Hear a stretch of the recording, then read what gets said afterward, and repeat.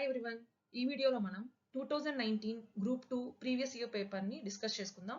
ఇది మనకి అందరి అభ్యర్థులకు యూజ్ అయ్యేలాగా మనం both English medium as well as Telugu మీడియంలో డిస్కస్ చేసుకుందామండి.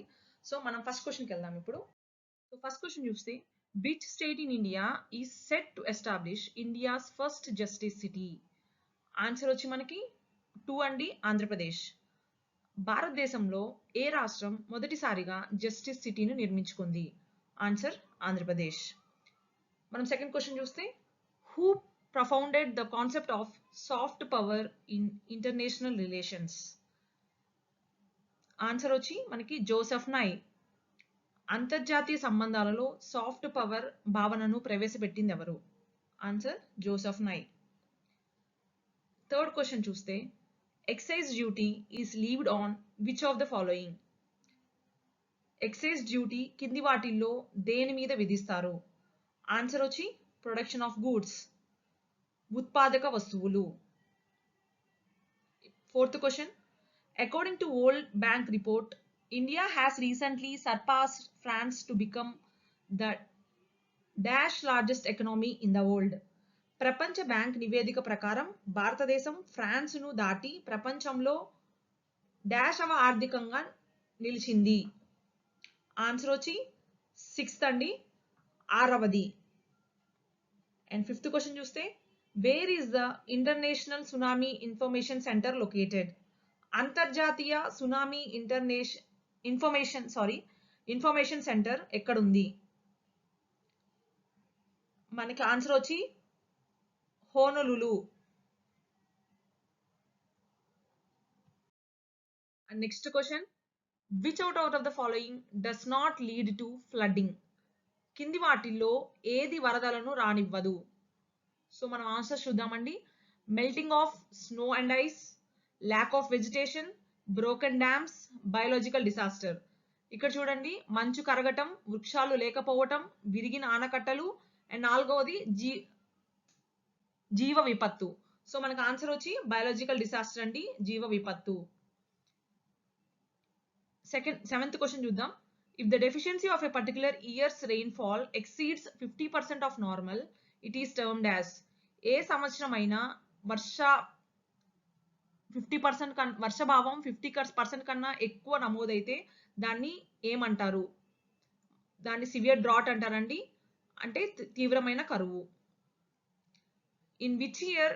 Eighth question in which year did the parliament of India enact the environment protection act?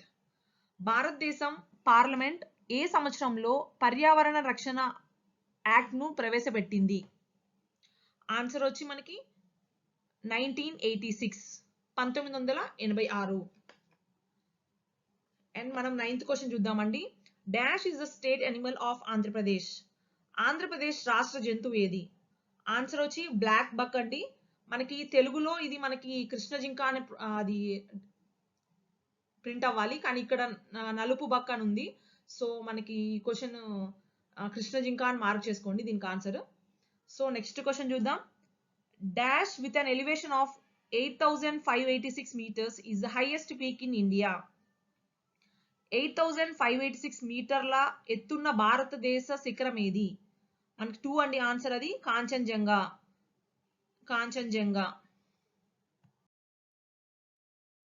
ఇప్పుడు 11th క్వశ్చన్ అండి. హర్వా caves known for its limestone formations and fossils are located in which state of India? భారతదేశంలో సున్నపు రాయితోనూ శిలాజాలతోనూ కూడిన ఆర్వా గుహలు ఏ రాష్ట్రంలో ఉన్నాయి? మనకు answer వచ్చి మేఘాలయ అండి. మనం 12th క్వశ్చన్ చూద్దాం. Which Indian river is known as సాంగ్పో?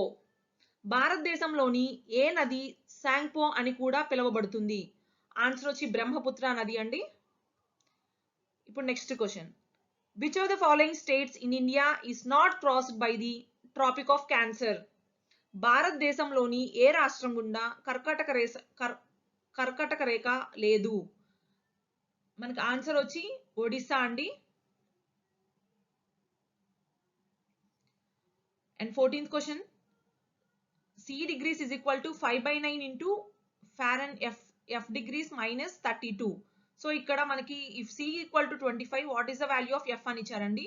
So మనకి ఇక్కడ సి వాల్యూలో 25 రీప్లేస్ చేస్తే మనకి ఆన్సర్ వచ్చి 77 వస్తుందండి. సో ఆన్సర్ వచ్చి 77. సి 25 అయినప్పుడు ఎఫ్ విలువ ఎంత? సో ఆన్సర్ వచ్చి 77 అండి. 15th క్వశ్చన్ చూస్తే find the number of triangles in the given figure. కింది బొమ్మలోని త్రికోణాలు ఎన్ని? ఆన్సర్ వచ్చి మనకి 324 అండి మనకి ఆన్సర్. మనం నెక్స్ట్ క్వశ్చన్ చూద్దాం. మనకి 16 నుంచి 18 వరకు ఒక బార్ గ్రాఫ్ అనేది ఇవ్వడం జరిగిందండి. సో దాన్ని బేస్ చేసుకొని మనం ఆ క్వశ్చన్స్ అనేది సాల్వ్ చేయాలి 16 నుంచి 18 వరకు. సో ఇప్పుడు ఆ బార్ దేని గురించి డీటెయిల్స్ ఇచ్చారో కొంచెం చూద్దాం. A bar graph given below shows the number of tickets sold by 6 students A, B, C, D, E and F during a fair. Observe the graph and answer the questions based on it. So తెలుగులో చూస్తే కింది పటం ఒక fair లో A, B, C, D, E and మరియు F అనే 6 విద్యార్థులు అమ్మిన టికెట్లది. కింద ఇవ్వబడిన పటాన్ని అనుసరించి జవాబులు ఇవ్వండి. సో ఫస్ట్ క్వశ్చన్ చూద్దాం. దాంట్లో 16th క్వశ్చన్ అది. The total number of tickets sold by B, D, E, F is. B, D, E మరియు F లు కలిసి అమ్మిన మొత్తం టికెట్లు ఎంత అంటే మనం B, E, D, E and F ఈ 4 విద్యార్థులు అమ్మినటువంటి టికెట్స్ ని మనం యాడ్ చేస్తే మనకు ఆన్సర్ అనేది వస్తుంది. సో ఆన్సర్ వచ్చి మనకి 53. మనం 17th క్వశ్చన్ చూస్తే the average number of tickets sold equals. టికెట్లు అమ్మిన సగటు సంఖ్య మొత్తం అంటే మనకి 6 విద్యార్థులు అమ్మినటువంటి మొత్తం అమౌంట్స్ ని మనం యావరేజ్ చేస్తే మనకి వాల్యూ అనేది వస్తుందండి. సో 16, 8, 20 ప్లస్ 7 ప్లస్ 24 ప్లస్ 14 ఇవన్నీ యావరేజ్ చేస్తే మనకి ఆన్సర్ అనేది వస్తుంది దీనికి. సో 14.83 అనేది ఆన్సర్ అవుతుంది. అండ్ నెక్స్ట్ క్వశ్చన్ చూద్దాం. The second highest number of tickets are sold by. టికెట్లు అమ్మిన వారిలో రెండవ అత్యధిక స్థానం ఎవరిది? సో మనం ఇక్కడ బార్ గ్రాఫ్ గమనిస్తే మనకి first highest number of tickets sold అనేది ఈ అనేది జరిగిందండి. 24 టికెట్స్ అనేది సోల్డ్ చేశారు. తర్వాత నెక్స్ట్ హైయెస్ట్ చూస్తే మనకి 20 అనేది. సో 20 అంటే సి ఆప్షన్ అనమాట. సో ఇక్కడ అడిగింది కూడా second highest number of tickets అని. సో ఆన్సర్ వచ్చి మనకి 2 సి అనేది అవుతుంది. సో ఆన్సర్ వచ్చి సి.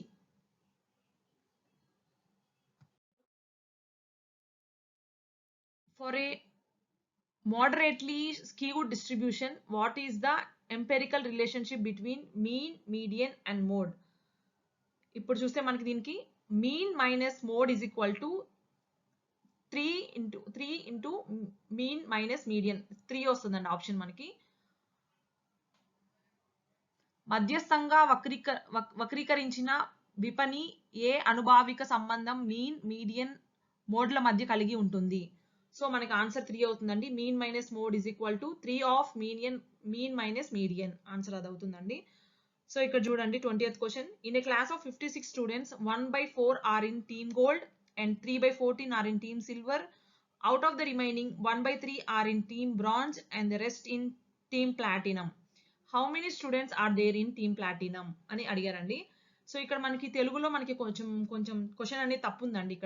ఇక్కడ చూసారంటే ఒక తరగతిలో 56 విద్యార్థుల్లో 1/4 టీమ్ గోల్డ్ లోను, 3/14 టీమ్ సిల్వర్ లోను.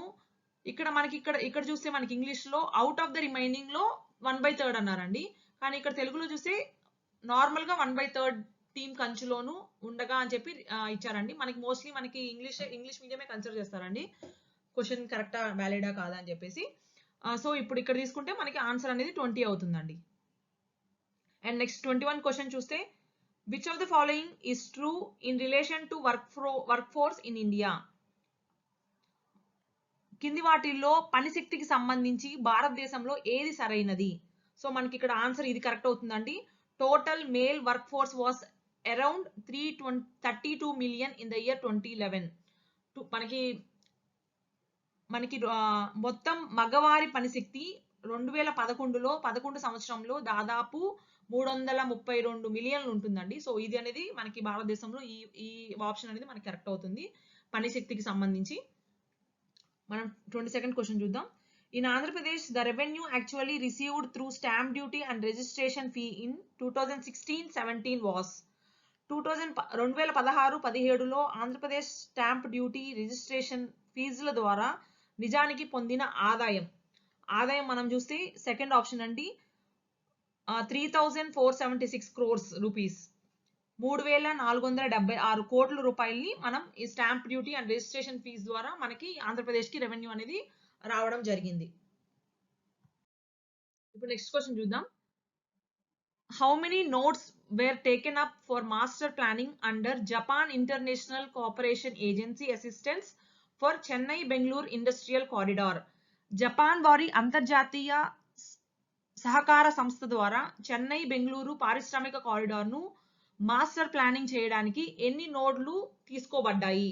సో మనకి ఎన్ని నోడ్లు తీసుకోబడ్డాయి అంటే మనకి 3 నోట్స్ అనేవి తీసుకున్నారండి. సో 3 నోట్స్ అవి తీసుకోవడం జరిగింది ఈ ప్లానింగ్ లో భాగంగా. సో 24 చూద్దాం. The right to recover the deferred taxes accrued to the state where the industrial unit is located is as per. పారిశ్రామిక యూనిట్ ఉన్న రాష్ట్రంలో వాయిదా వేసిన పన్నులను పునరుద్ధరించే హక్కును కల్పించే యాక్ట్. సో ఇక్కడ మనకు ఆప్షన్ లేదండి. So none of the above answer, పైవేవి కాదు. అండ్ 25th క్వశ్చన్ చూద్దామండి. The Andhra Pradesh bifurcation act 2014 section 31 deals with. Andhra Pradesh విభజన యాక్ట్ 2014 సెక్షన్ 31 దేనికి సంబంధించింది? ఇది మనకి హైకోర్టుకి సంబంధించింది యాక్ట్ అండి. సో మనకి బైఫర్కేషన్ యాక్ట్ లో మనకి 31 అనేది హైకోర్టు ఆ సెక్షన్ అనేది 31 హైకోర్టుని డీల్ చేస్తుందండి. సో మనం నెక్స్ట్ 25 క్వశ్చన్స్ అనేది నెక్స్ట్ వీడియోలో కవర్ చేసుకుందాం. Thank you.